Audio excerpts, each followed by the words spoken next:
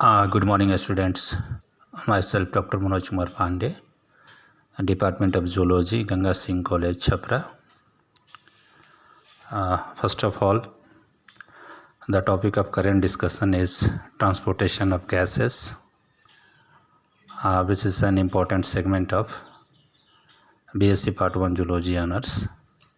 So, as far as the transportation of gases is concerned, our body cells continuously use oxygen for the metabolic reaction that release energy from nutrient molecule and produce ATP. At the same time, these reactions release carbon dioxide because an excessive amount of CO2 produces acidity that can be toxic to cells. Excess CO2 must be eliminated quickly and efficiently. The cardiovascular and respiratory system cooperate to supply O2 and eliminate CO2. The respiratory system provides for gas exchange, intake of O2 and elimination of CO2, and the cardiovascular system transports blood containing the gases between lungs and body cells. The respiratory system consists of the nose, pharynx, larynx, trachea, bronchi, and lungs. Its parts can be classified according to either structure or function. Structurally, the respiratory system consists of two parts. The upper respiratory system includes the nose, pharynx, and associated structure, while the lower respiratory system includes the larynx, trachea, bronchi, and lungs. Pulmonary ventilation, breathing, is the inhalation and exhalation of air and involves the exchange of air between the atmosphere and the alveoli of the lungs. External respiration is the exchange of gases between the alveoli of the lungs and the blood in pulmonary capillaries across the respiratory membrane. Internal or tissue respiration is the exchange of gases between blood in systemic capillaries and tissue cells. In this step, the blood loses O2 and gains CO2. Within cells, the metabolic reaction that consume O2 and give off CO2 during the production of ATP are termed cellular respiration.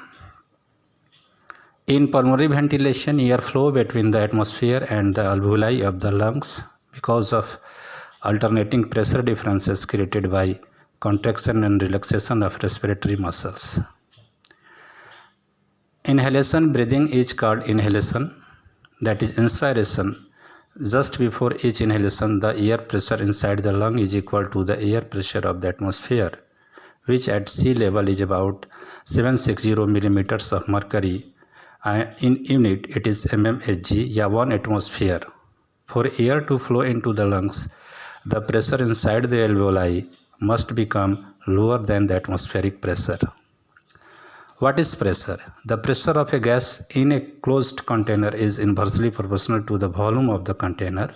This means that if the size of closed container is increased, the pressure of the gas inside the container decreases, and that if the size of the container is decreased, then the pressure inside it increases.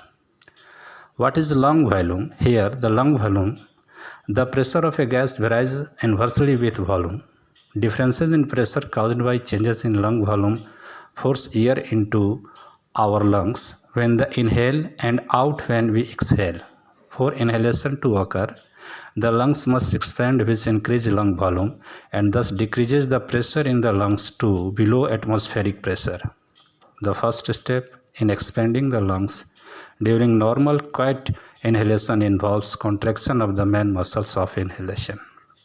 Here, the most important muscle of inhalation is the diaphragm, the dome-shaped skeletal muscle that forms the floor of the thoracic cavity. It is inverted by the fibers of the phrenic nerves and which emerge from the spinal cord at cervical levels 3, 4, and 5. Contraction of the diaphragm causes it to flatten, lowering its dome. This increases the vertical diameter of the thoracic cavity. During normal quick inhalation, the diaphragm descends about 1 centimeter, that is 0.4 inch, producing a pressure difference of 1 to 3 mmHg and the inhalation of about 500 ml of air. In strenuous breathing, the diaphragm may descend 10 cm, which produces a pressure difference of 100 mmHg and the inhalation of 2 to 3 liters of air. Contraction of the diaphragm is responding for about 75% of the air that enters the lungs during quiet breathing. Advanced pregnancy, excessive obesity, or confining abdominal clothing can prevent complete descent of the diaphragm. The next most important muscle of inhalation are the external intercostal. When these muscles contract, they elevate the ribs. As a result, there is an increase in the atrioposterior and lateral diameter of the chest cavity. Contraction of the external intercostal is responsible for about 25% of the air that enters the lungs during normal quiet breath inserted to keep the nose in the desired position. Now, exchange of oxygen and carbon dioxide. PCO2 carbon dioxide diffuses from deoxygenated blood into the alveoli until the PCO2 of the blood decreases to 40 mmHg. Exhalation keeps alveolar PCO2 at 40 mmHg. Oxygenated blood returning to the left side of the heart in the pulmonary vein thus has a PCO2 of 40 mmHg.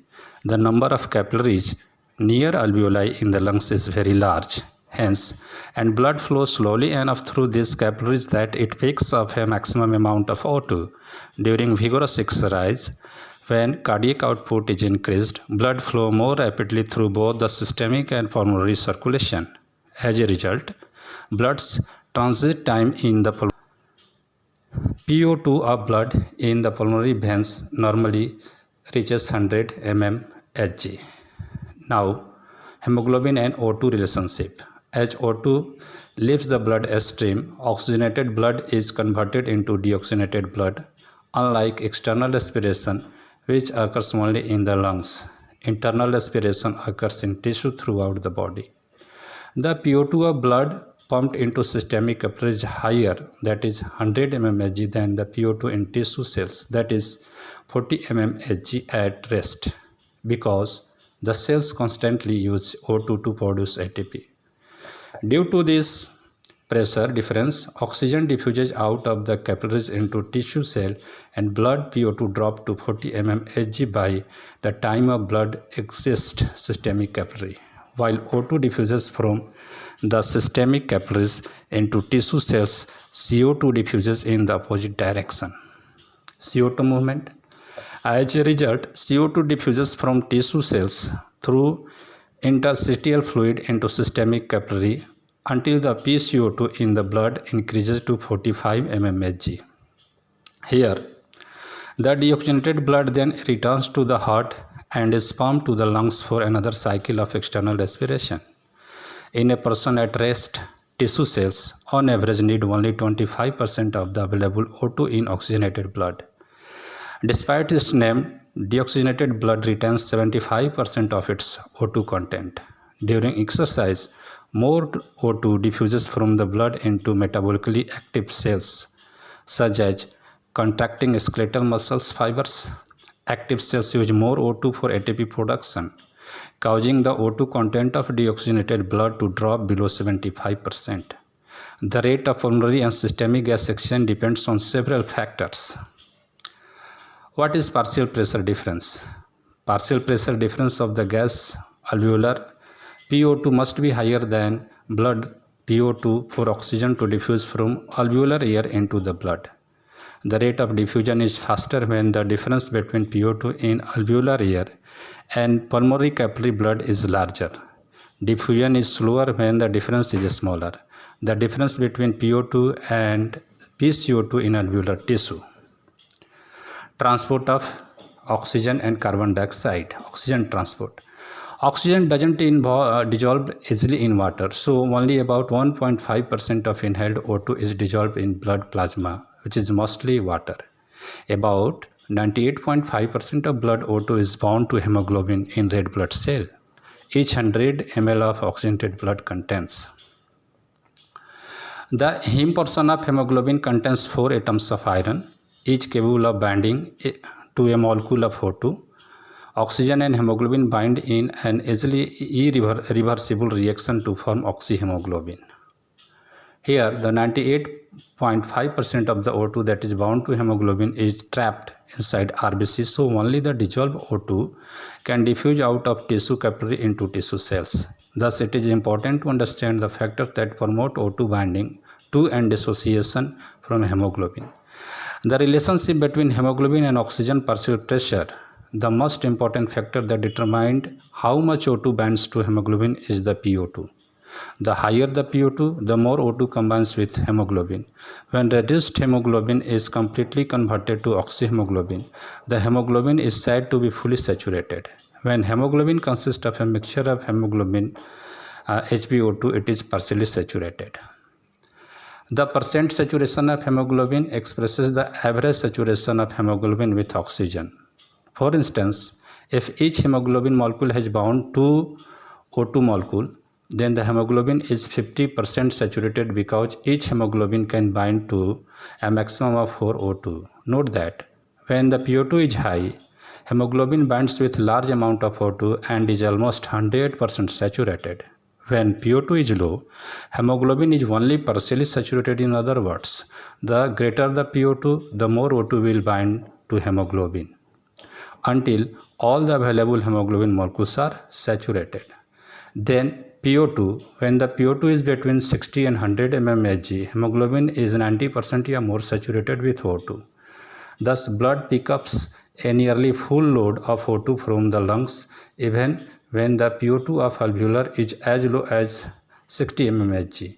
The hemoglobin PO2 curve explains why people can still perform well at high altitude when they have certain cardiac and pulmonary disease, even though PO2 may drop as low as 60 mmHg. Note also in the curve that at considerably lower PO2 of 40 mmHg, hemoglobin is still 75% saturated with O2.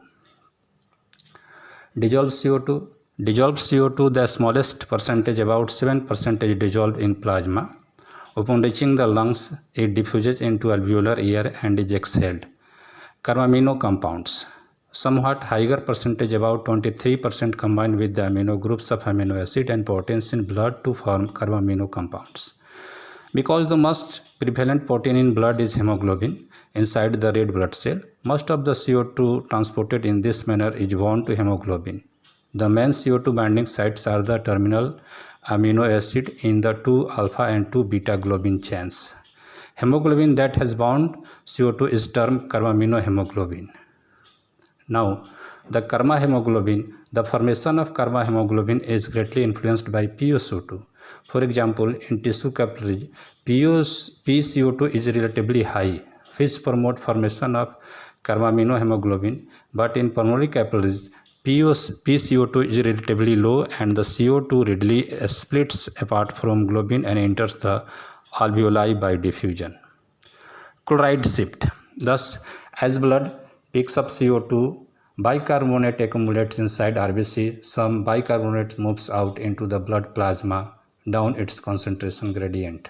In exchange, chloride ions moves from plasma into the RBC. This exchange of negative ions, which maintains the electrical balance between the blood plasma and RBC cytosol, that is known as the chloride shifts. The net effect of this reaction is that carbon dioxide is removed from tissue cells and transported in blood plasma as HCO3. As blood passes through the pulmonary capillary in the lungs, all these reactions reverse and CO2 is exhaled. So, this is about transportation of gases. Thank you very much.